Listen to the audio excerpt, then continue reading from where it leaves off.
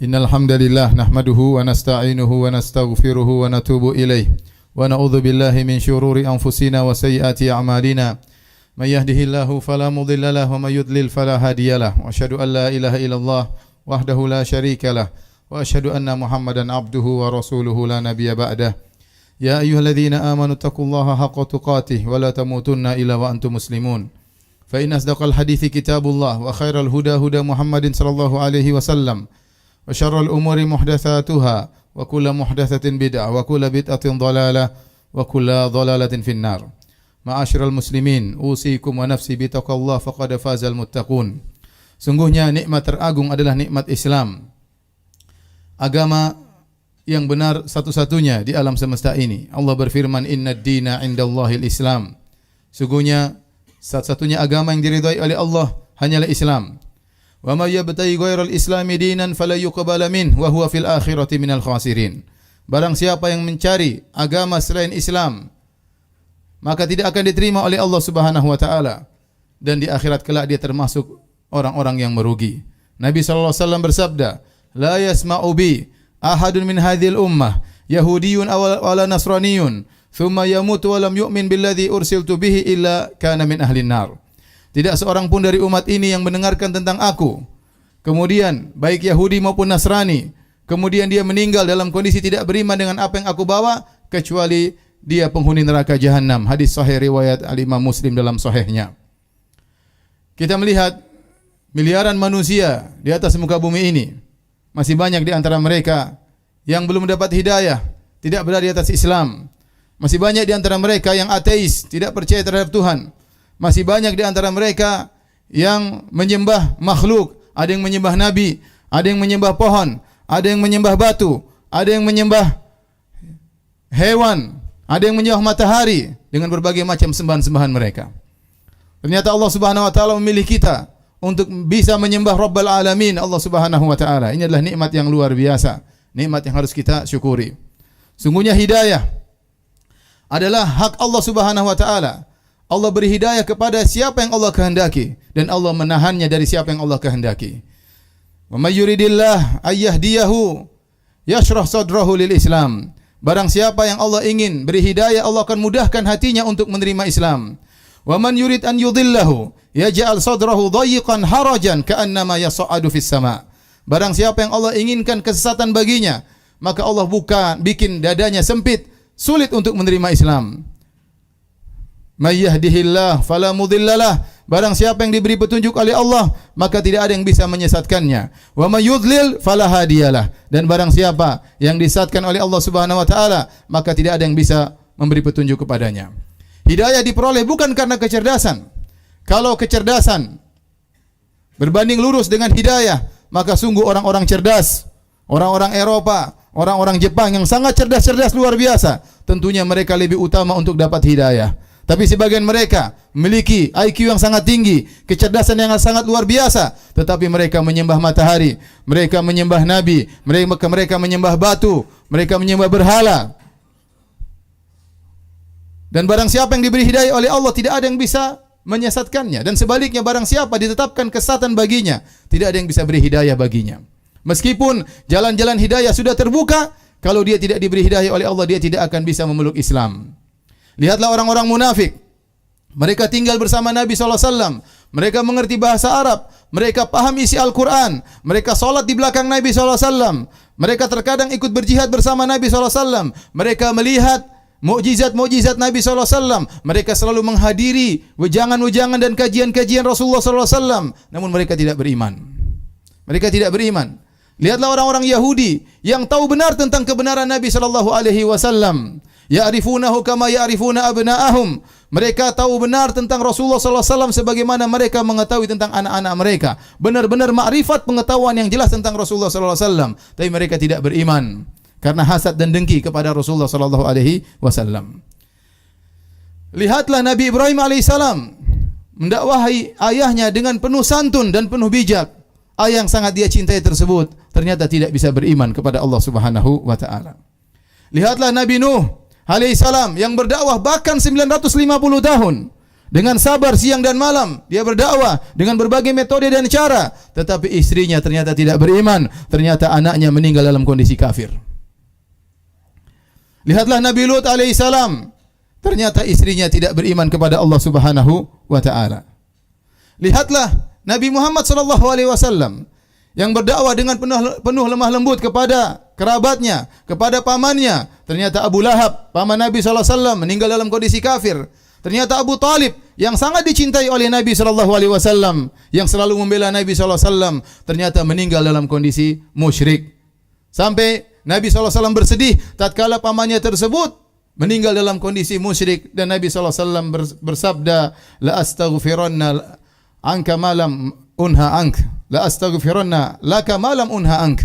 Aku akan mohon ampunan bagi engkau wahai pamanku selama aku tidak dilarang. Maka kemudian Allah turunkan ayatnya menegur Nabi sallallahu alaihi wasallam, innaka la tahdi man ahbabta walakinna Allah yahdi man yasha. Engkau tidak bisa beri petunjuk kepada orang yang kau cintai wahai Muhammad, karena hidayah bukan di tangan para rasul, hidayah di tangan Allah Subhanahu wa taala. Sebab hidayah begitu luar biasa, tapi kalau Allah tidak buka hatinya, seorang tidak akan beriman. Sebaliknya, lihatlah, tatkala pintu kesesatan di mana-mana meliputi seseorang, tapi jika seorang menghendaki hidayah baginya, Allah akan kasih hidayah baginya. Lihatlah istri Fir'aun, tinggal di kerajaan Fir'aun, suaminya orang yang sangat membangkang perintah Allah Subhanahu wa taala, orang sangat kafir di alam semesta ini. Ternyata dia masuk Islam. Ternyata dia beriman kepada Allah Subhanahu wa taala. Wa daraballahu mathalan lil ladzina amanu imra'ata fir'aun. Allah beri perumpamaan kepada orang-orang beriman tentang istri Fir'aun. Idz qalat rabbi bini li 'indaka baitan fil jannah, yang dia berdoa kepada Allah Subhanahu wa taala, ya Rabbku, bangunkanlah di sisimu surga untukku.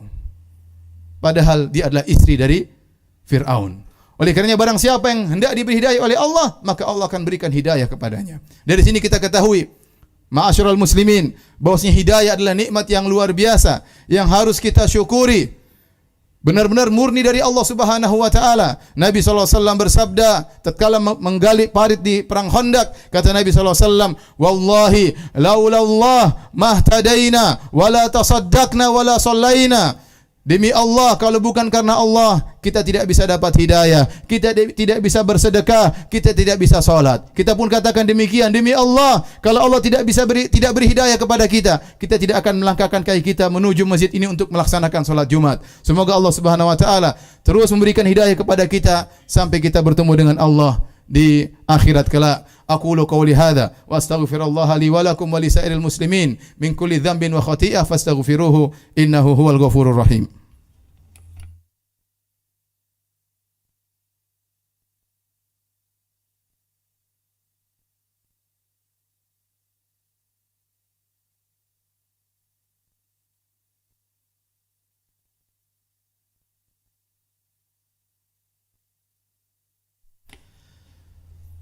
Alhamdulillahi ala ihsani wa syukru lahu ala taufiqihi wa amtinani wa asyhadu an la ilaha illallah wahdahu la syarika lahu ta'ziman li sya'nih wa asyhadu anna Muhammadan abduhu wa rasuluh da'ila ridwani. Allahumma salli alaihi wa ala alihi wa ashabihi wa ikhwani. Ma'asyiral muslimin, nikmat hidayah, nikmat yang harus selalu kita ingat-ingat agar kita senantiasa bersyukur kepada Allah Subhanahu wa taala.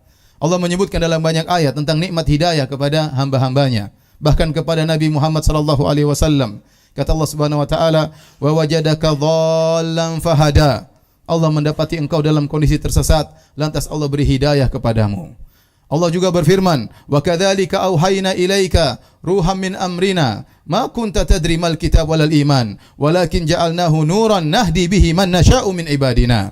Demikianlah kami wahyukan kepada engkau wahai Muhammad Al-Qur'an, yang sebelumnya engkau tidak tahu apa itu Al-Quran. Sebelumnya engkau tidak tahu wahai Muhammad apa itu iman. Tapi kami jadikan Al-Quran itu sebagai cahaya yang kami beri hidayah kepada siapapun yang kami kehendaki dengan Al-Quran tersebut. Allah sebutkan nikmat hidayah kepada Nabi SAW. Balillahu yamunnu alaikum an hadakum lil iman. Akan tapi Allah yang beri anugerah kepada kalian sehingga kalian bisa beriman kepada Allah Subhanahu wa taala. Oleh karena di antara perkataan yang pertama diucapkan oleh para penghuni surga tatkala mereka masuk surga, mereka berkata, wa qalu alhamdulillahilladzi hadana li hadza wa ma kunna linahtadiya laula an hadana Allah. Begitu mereka masuk surga, mereka berkata, Segala puji bagi Allah yang telah memberikan hidayah bagi kami. Kalau bukan karena Allah, kami tidak akan bisa mendapatkan hidayah. Maka seorang bersyukur kepada Allah Subhanahu wa taala. Di tengah miliaran manusia yang hilang tidak mendapatkan hidayah, Allah masih milik kita untuk bisa mengenal indahnya Islam. Oleh karenanya di antara doa yang diajarkan dalam syariat Islam untuk diulang-ulang dibaca adalah ihdinas siratal mustaqim. Itu adalah doa yang sangat agung, bahkan wajib bagi seorang muslim sehari semalam paling tidak dia mengucapkan doa itu 17 kali. Hanya saja seorang tatkala mengucapkan doa tersebut terkadang dia kurang merenungi maknanya. Padahal maknanya sangat indah. Ya Allah, berikanlah aku petunjuk hidayah kepada jalan yang lurus. Itu di antara maknanya. Ya Allah, kalau aku masih tersesat, masih terjerumus dalam kemaksiatan, maka anugerahkanlah aku untuk bertobat agar aku kembali kepada jalan yang lurus. Ya Allah, kalau kau sudah beri aku jalan yang lurus, tegarkanlah aku di atas jalan yang lurus tersebut. Ya Allah, kalau aku sudah berada di jalan yang lurus, bukakanlah bagiku pintu-pintu kebaikan yang lain yang belum aku ketahui. Terutama di zaman sekarang ini, betapa banyak fitnah, fitnah syahwat, fitnah syubhat, betapa banyak orang berbicara tentang agama, berbicara dengan kebaikan maupun berbicara dengan kebatilan. Betapa banyak orang tidak mengerti dasar-dasar agama sehingga terpengaruh dengan pemikiran-pemikiran mereka. Sangat kita butuh dengan berdoa agar Allah menetapkan kita di atas hidayah. Terlebih-lebih lagi Nabi SAW pernah bersabda, Badiru bil a'mali fitanan ka kita alil lail muslim yusbihu rajulu mu'minan wa yumsi kafiran wa yumsi mu'minan wa yusbihu kafiran. Kata Nabi SAW, hendaknya kalian menyegerakan berbuat amal kebajikan sebelum datang fitnah-fitnah ka kita alil lail muslim, seperti potongan-potongan malam yang gelap gulita. Sampai begitu gelapnya fitnah tersebut, orang tidak bisa membedakan mana yang benar, mana yang salah. Sampai kata Nabi, yusbihur rajulu mu'minan, di pagi hari seorang beriman, sorenya dia kafir. Sorenya dia beriman, paginya dia kafir. Dan itu sudah terjadi di zaman sekarang ini. Betapa banyak orang buka internet, membaca perkataan-perkataan orang ateis, membaca orang-orang syubhat, orang-orang musyrikin. Kemudian dia ragu dengan agamanya. Kemudian dia mulai percaya dengan agama yang lain. Kemudian dia mengatakan semua agama sama. Agama tauhid dengan agama kesyirikan semuanya sama. Yang menyembah Allah dengan menyembah batu, menyembah berhala, menyembah hewan, semuanya masuk surga. Dia tidak sadar, pagi hari dia beriman, sorenya dia kufur kepada Allah Subhanahu wa taala. Semoga Allah Subhanahu wa taala menjaga keimanan kita dan mewafatkan kita di atas keimanan kepada Allah Subhanahu wa taala. Innallaha malaikatahu yusholluna 'alan nabi ya ayyuhalladzina amanu shallu 'alaihi wa sallimu taslima. Allahumma shalli 'ala Muhammad wa 'ala ali Muhammad kama shallaita 'ala Ibrahim wa 'ala ali Ibrahim innaka Hamidum Majid. Wa barik 'ala Muhammad wa 'ala ali Muhammad kama barakta 'ala Ibrahim wa 'ala ali Ibrahim innaka Hamidum Majid. Allahumma ighfiril muslimina wal muslimat والمؤمنين والمؤمنات الأحياء منهم والأموات